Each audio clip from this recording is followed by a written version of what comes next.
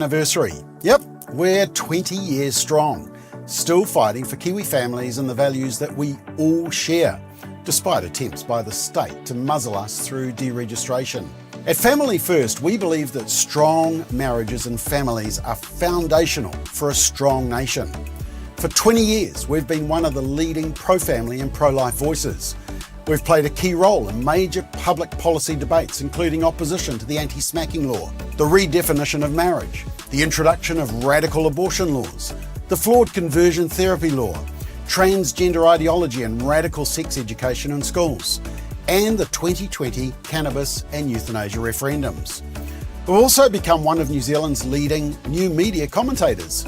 Recently, we measured 40 million plus views of Family First content across our social media platforms in just 12 months. In some stories, we've had more views than the mainstream media. But we want to reach even more people with the truth.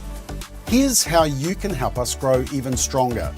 Follow, subscribe, and share our social media content. Read our research, analysis, and fact sheets, which clear away the cultural narrative and give you the confidence and assurance to stand up for truth and socially conservative values. Send us any important information and happenings affecting our Kiwi culture that we might need to share and amplify with our wider audience. Make submissions to Parliament and councils on bills which downgrade conservative family values.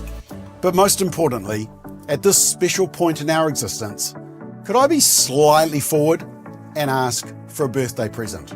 A 20th anniversary present. Would you consider a special financial gift to recognise our significant milestone? And would you consider investing in our future via regular donations through automatic payments? If you feel we have spoken on your behalf and you have appreciated our common sense and credible approach to the many family and political issues in the media and public domain over the past 20 years, please join the movement. It'll be one of the best investments you could make, and we would be very grateful. Thank you for your consideration of this request. Go to familyfirst.nz/donations to invest. Help us to promote strong families, marriages, religious freedom, and the value of life based on the footprint of faith which has underpinned New Zealand for generations. We want to be a voice for your values. Family First New Zealand simply could not exist without your support and investment. Go to familyfirst.nz/donations. Thank you so much.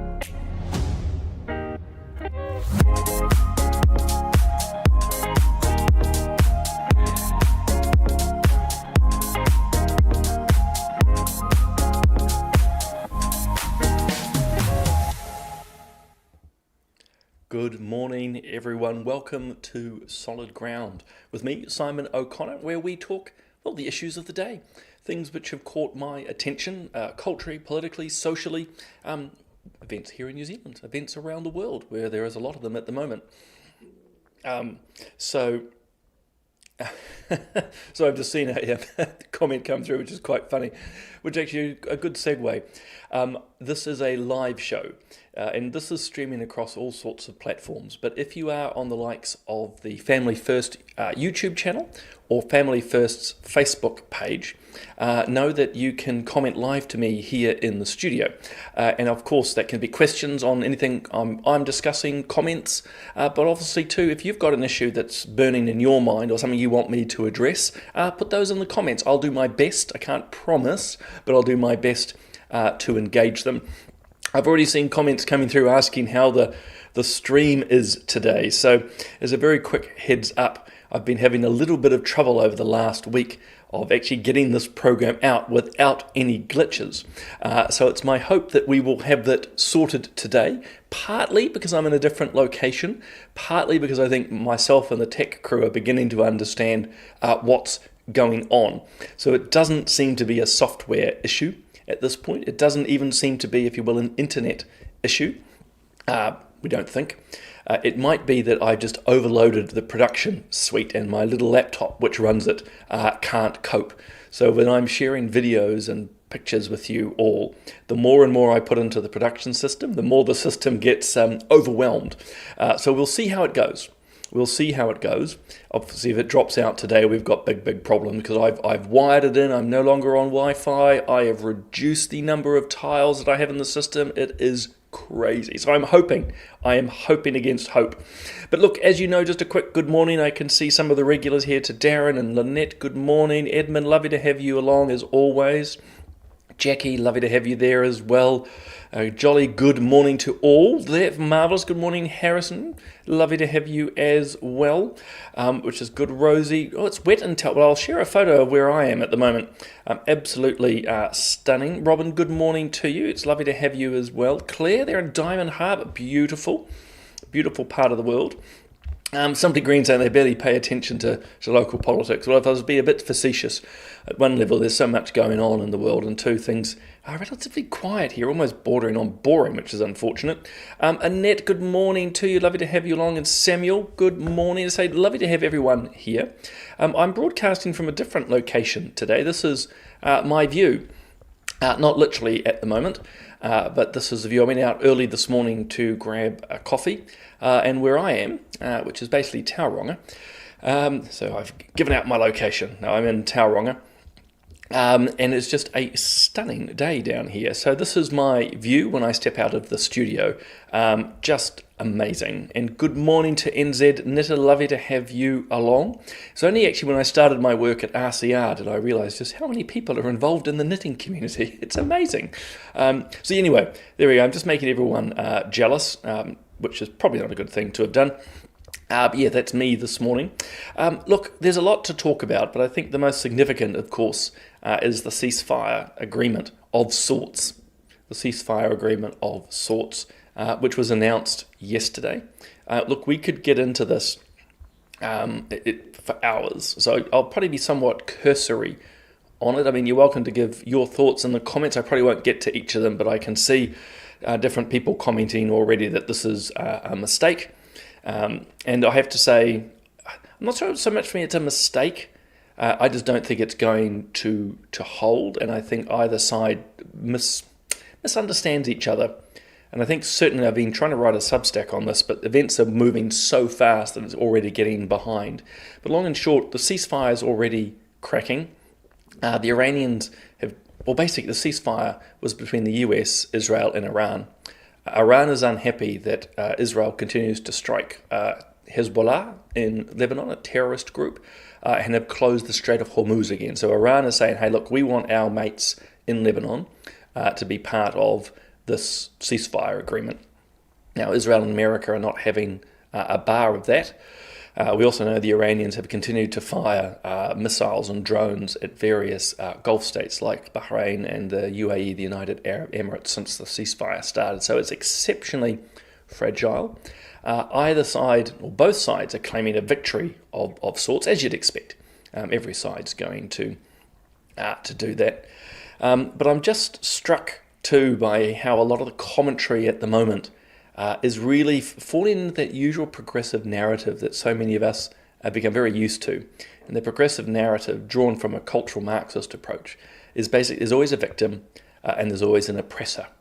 And in some ways, even this framing of the BBC article and why I chose it is beginning to play into this. New Zealand's media has been no better. Listening to TV1 last night was just appalling coverage by the reporter. I think Logan Church from New York clearly does not like Donald Trump, clearly does not like the Republicans or America. And so everything is framed as if, it's poor Iran has just been attacked out of nowhere for no reason by the Americans. And as I say, even this BBC article here is sort of framing these Iranians celebrating, which of course they're welcome to do. Obviously, there's a whole lot of other Iranians, including those here in New Zealand, which have been rallying every week to call for an end of the Islamic regime. But we've fallen, I think, in mainstream media and with some commentators into this oppressed victim and oppressor narrative, which nothing could be further from the truth. And as I say, a lot of the coaching or the couching of the issue is poor Iran, when in fact it is a beautiful country which has been oppressed by the Islamic regime for 47 years, is it?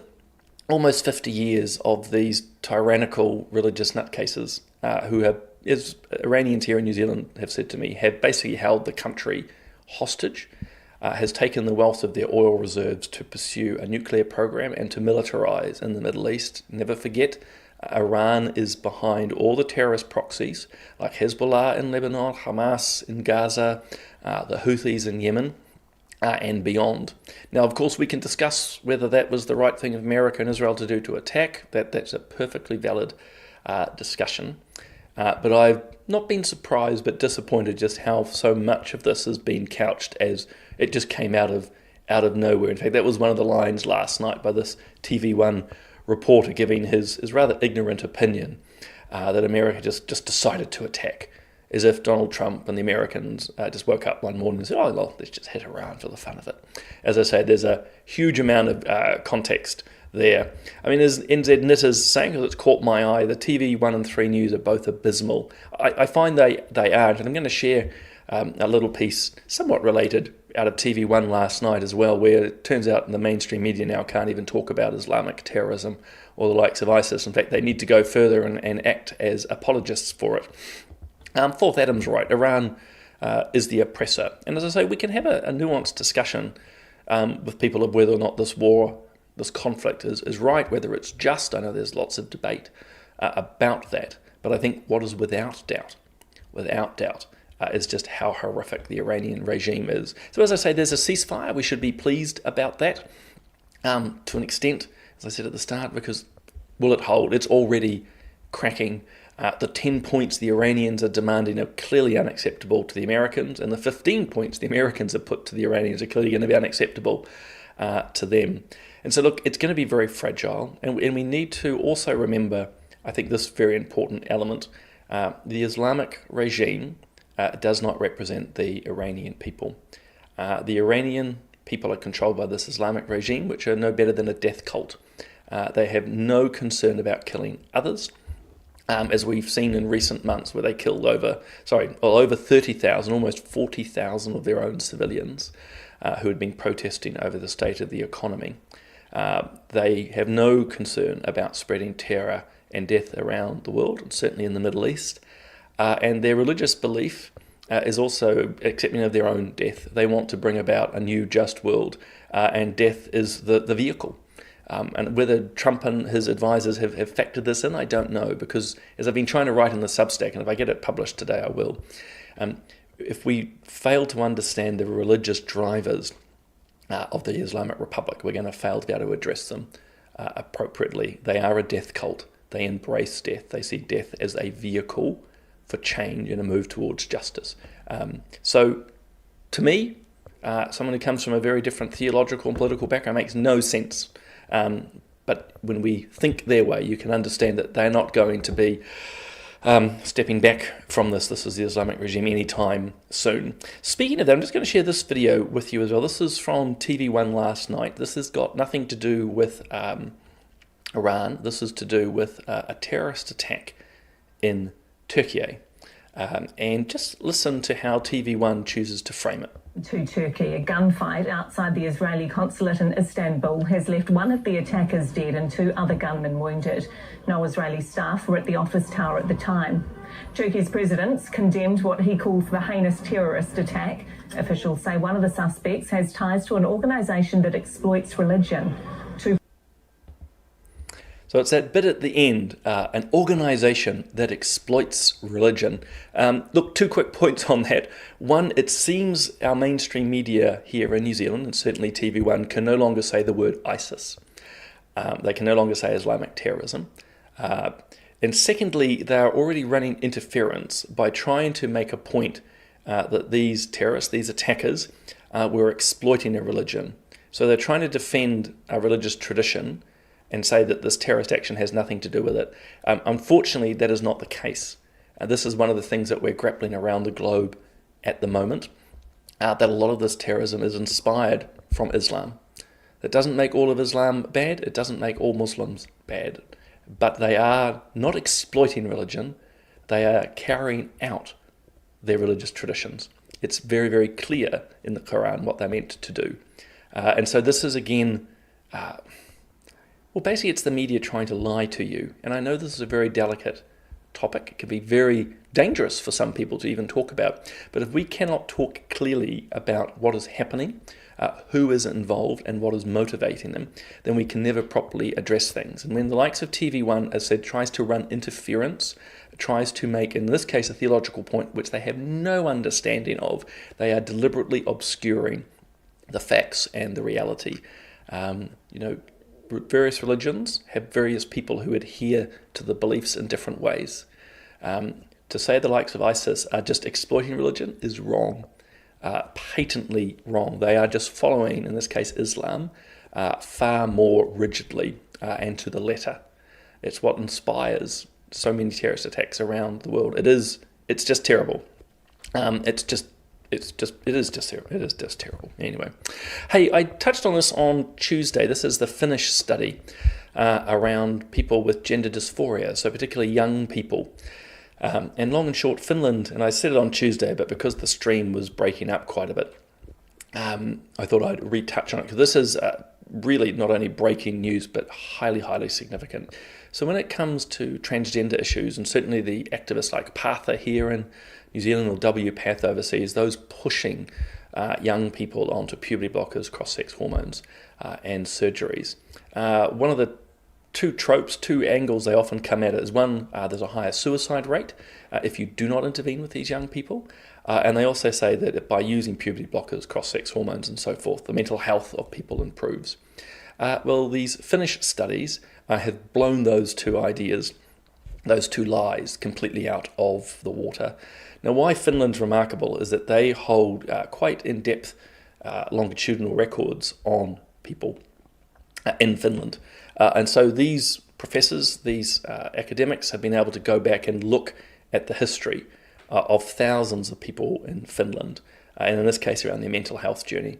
And long and short, what they've found is that young people who are embraced by the trans agenda, who are put onto puberty blockers and so forth and transition, end up with exceptionally bad mental health outcomes. They get worse, substantially worse. I mean, this is shocking at one level, but it shouldn't be, because, intuitively we know that, and another Finnish study backed this up, that a lot of people who have gender dysphoria have other psychological or mental health issues like depression and anxiety. Address those, and remarkably, gender dysphoria goes away.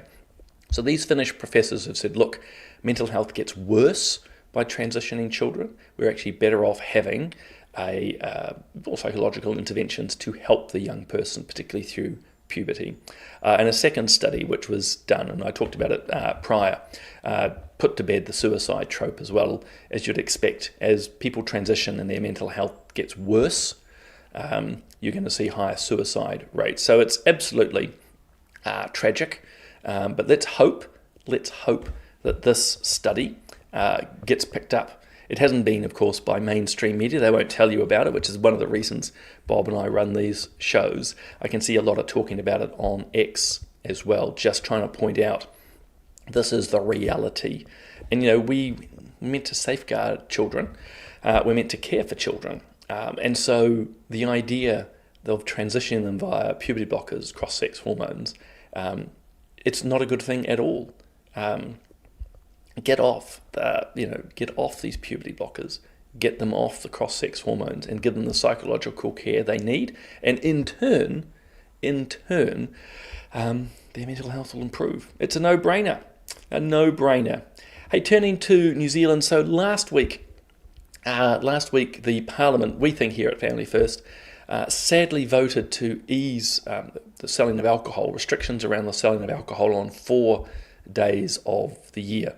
So you can buy and drink alcohol pretty much 361 days of the year, but up until Wednesday night of last week, the likes of Good Friday, Easter Sunday, and Anzac Day were days where basically accessing alcohol was very limited. If you were in a hotel, for example, and dining, you could have a glass of wine or a beer. You could go to an RSA in the morning.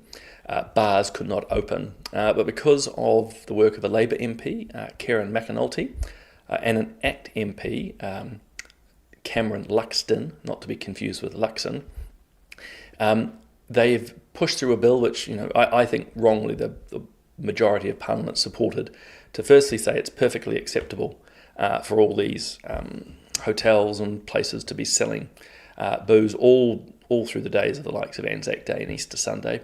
But what also has happened is a bill now allows bars, which were not allowed to open, and nightclubs to just sell alcohol. So sadly, a number of MPs voted for this. Sadly, a number of those who claim a Christian belief voted for it for rather erroneous reasons. We'll be updating Family First's Value Your Vote website with that, so you'll be able to see how your MP voted. But I just make a couple of points. Firstly, we don't need more alcohol in our country, in our world. If you can't cope without a drink for a few days a year, you've probably got a deeper problem. Secondly, is nothing sacred. Anzac Day, in this case Easter, these are sacred days. And a culture that doesn't hold anything sacred, it says everything is up for grabs, is no longer a culture by definition, I would argue. You have to have something sacred to underpin your society, or at least a series of values which underpin it. And so if our religious traditions mean nothing, or even honouring our war dead through Anzac Day, we have a major problem. And the other is just very practical. I suspect it's the reason why the likes of the Greens didn't vote for it, the bill that is because it's a day where pretty much everyone, not completely everyone, but just about everyone got a day off. For these bars and everything to open now, to be allowed to open, means that actually workers will effectively be forced to work. You're not going to get the days off that you need. And I think, thank you, no, it's good to someone agrees, but yeah, I mean, it's just, we need to have a sense of the sacred. So very disappointing vote by the Parliament. It was a conscience vote, so as I say, we'll be updating Value Our Vote. Value Our Vote, and you'll be able to see how the MPs voted. It was quite a split in terms of Labour and National. I think all of ACT voted for liberalising. Obviously, a lot of Labour and Nats did as well. But yeah, disappointing, I have to say. Yeah, Lisa's nailed it too. You just sort of can plan ahead. I'm always amazed that even when just shops shut for a day, how people sort of seem to lose the ability to function. You just go to Pack and Save and buy a little bit more. But just a heads up as well, the government's going further. So the bill I just talked about around Easter and Anzac Day was a members' bill. This was put forward by individual MPs. The government itself is actually proposing much wider changes around alcohol. I won't go through all of the aspects of it at the moment. One, because I don't have them all in front of me. And two, they're a little bit complicated. There's some good things there, but there's also some bad things. Basically, we seem to have a funny concern in New Zealand around alcohol-fueled violence. So much of what happens, from domestic violence to what's happening on the streets, is linked to alcohol, and yet at the same time, we're liberalising things. So that's all a bit, disappointing. Though, as I see some are noting here, of course, when you sell more drinks, the government gets more money, which is a valid point. I was meant to touch on this too the other day. This was about a week or so ago. In fact, it must have been 2 weeks ago now that I think about it. This is in Wellington. but there was also a protest here in Auckland. So the context of this very quickly, and why I want to make this point, is how media, legacy media, treat different protests. Protests they agree with, they give coverage. Protests they don't, they go silent, they censor. So the move on orders is a proposal by government to give police the powers to move the likes of the homeless off the streets. Now it's controversial because on one side, if you're on the likes of Queen Street in Auckland, it's a mess, like physically a mess, but also when you think of all the tourists coming off the cruise boats or people just going out for a walk, there's homeless everywhere. So at one level, people are going, look, we need to move them away. On the other side, of course, and I can understand this too, the housing advocates are saying, well, where are you moving them on to? And I have to say, I sort of lean on that side a bit. It's like, I'm all for moving the homeless on and off the streets, but you need somewhere to put them. We need to put them somewhere. So build those facilities or provide the funding. But anyway, a number of groups protested, which they are very welcome to do. But what was striking is it literally was tens or up to around 100 people in Wellington and about a similar number in Auckland. I think they might have been at Aotea Square holding a little protest. So you're basically talking tens of people, up to 100 or so. The media had lots of coverage, articles all about it. And the striking thing, and you'll know where I'm going with this, is because a couple of weeks prior to that, thousands of Aucklanders and Hamiltonians and actually people from all around the country came to Auckland for the March for Life. So we marched from the bottom of Queen Street in Auckland up to the top, protesting for the most vulnerable, our unborn. As I say, thousands of people turned out. And was there any coverage? Not on your life. And not on the baby's life either. The mainstream media ignored it. And you know I often speak into this. The media these days is not only presenting, often not always, but biased approaches, as I said at the start. The way that the mainstream media is framing the ceasefire, the way they are misrepresenting Islamic terrorism and its motivations, that's just outright lies and bias. But in a lot of other cases, they're just not simply telling you things. So that's the key point as I finish up here today, is they're more than happy to talk about move-on orders because this, they would see as a left-wing anti-government issue, but they're not going to report to you about the March for Life, that literally thousands of people turned out for that. So very disappointing. But again, no surprise. No surprise. Hey, as I wrap up, a reminder of our new Family First program called Counterculture. It is, I think, pretty cool. So do check it out. A reminder too that we've got political playback tonight. Bob and I will be on from 5 p.m. live, talking all the political discussions of the day. I've released a new podcast yesterday. This is with a woman called Sarah McLaughlin. She's part of the US's foremost free speech advocacy group called FIRE. So check it out. She's actually coming to New Zealand later this month, courtesy of the Free Speech Union. Absolutely amazing as she talks about what's happening around the globe, particularly in the West, as our free speech rights are being undermined.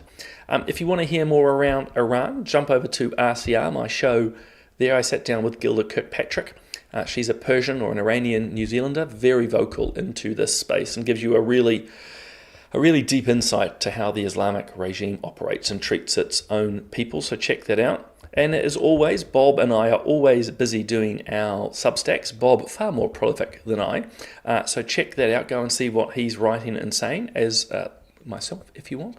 And know, of course, as I said at the start, what we started with, it's our 20th year. So to the extent you can and want to, make sure you like our content, share our content, subscribe if you're on YouTube. And if you're feeling generous, I think a birthday gift was Bob's suggestion, throw a few dollars our way so we can continue to do the work we do.